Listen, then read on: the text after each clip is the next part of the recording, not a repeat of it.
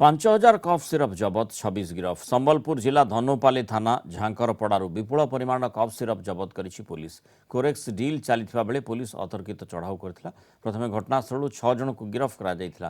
ସେମାନଙ୍କ ନିକଟରୁ ଏକ ଡାଏରୀ ସହ 5,400 କୋରେକ୍ସ ମିଳିଛି। କୋଲକାତାରୁ କୋରେକ୍ସ ଆସିଥିବା ଜଣାପଡ଼ିଛି। ପରେ ମିଳିଥିବା ଡାଏରୀ ଆଧାରରେ 26 ଜଣ ଧରାପଡ଼ିଛନ୍ତି। ଏଥିରେ ଆହୁରି କିଛି ଲୋକଙ୍କ ସମ୍ପୃକ୍ତି ଥିବା ଅନୁମାନ କରାଯାଉଛି। ଜବତ କଫ୍ ସିରପର ମୂଲ୍ୟ 10 ଲକ୍ଷ ଟଙ୍କାରୁ ଅଧିକ ହେବ।